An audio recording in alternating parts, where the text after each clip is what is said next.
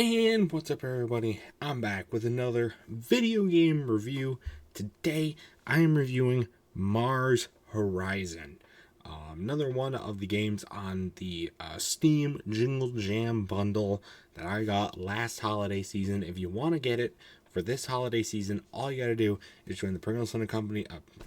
Well, you could join our Discord. We'll put the link in there. It's through the Yogscast.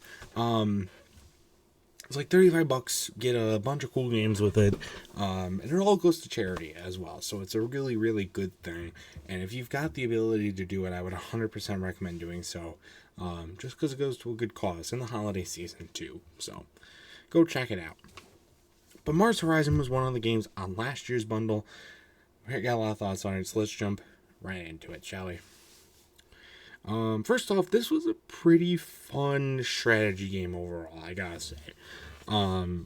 Not what I really expected out of it. Basically, the premise of the game is, you have to, you're like the leader in this like command strategy during the space race back in the 50s/60s, and you gotta try to get to the moon first. And it's a competition between the U.S., some like joint force that I don't remember the name of off the top of my head, Japan, China, and the Soviet Union. So I think those five.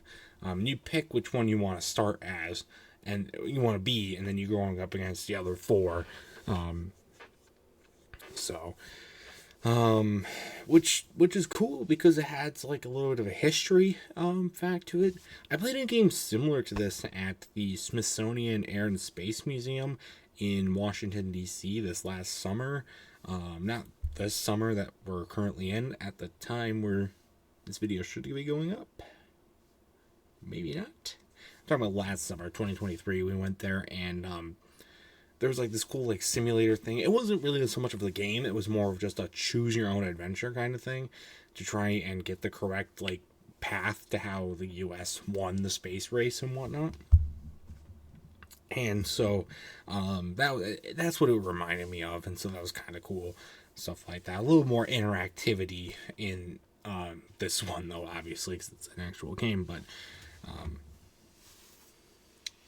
there's a lot in this game that you have to like remember and cover in this game. You got to be quick too.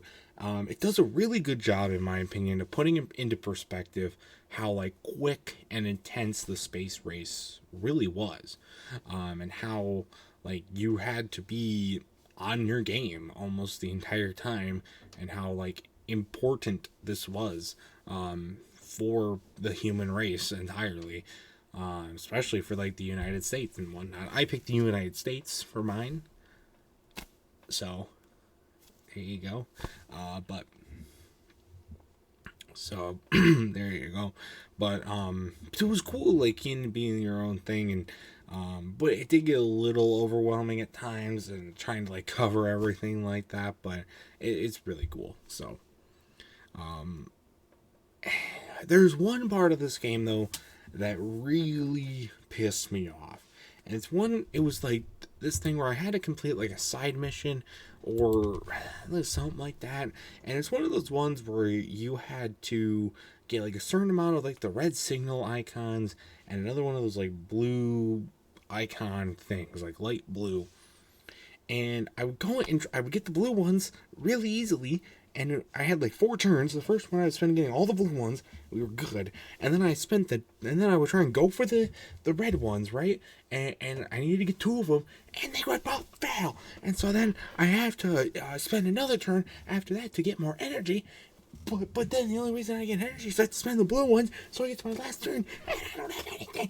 Why the fuck? Why the fuck is this so hard? Why the fuck?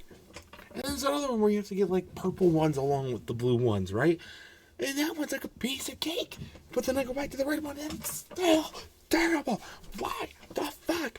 Why the fuck is it this difficult to get the red ones? And it was just a consistent thing throughout my entire time playing this fucking game. And it was just, why does it do that? Doesn't make any sense.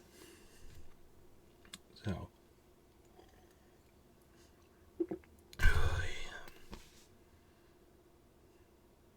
that really pissed me off. And it really, really killed my progress in the game. Because for the most part, I was doing pretty good at, like, keeping up with the pace and stuff like that. And getting kind of the things done that it needed to be done in the game. At that point, really did not help my case at all. Also, just kind of having to jump from, like, month to month. I don't know, I felt like that was kind of just underwhelming. I don't know how that is for everybody. Like, I get, a lot of these tasks and building stuff and learning things. Those took long periods of time, but in a game perspective, it's not really how you want to run it, per se. In my opinion, at least. But, it's just a little minor nitpick, in my opinion. So, but overall, I really enjoyed this game. It definitely challenges you, but if you're a fan of, like, space, science, that kind of stuff, this is 100% for you. Or a history fan, even, too.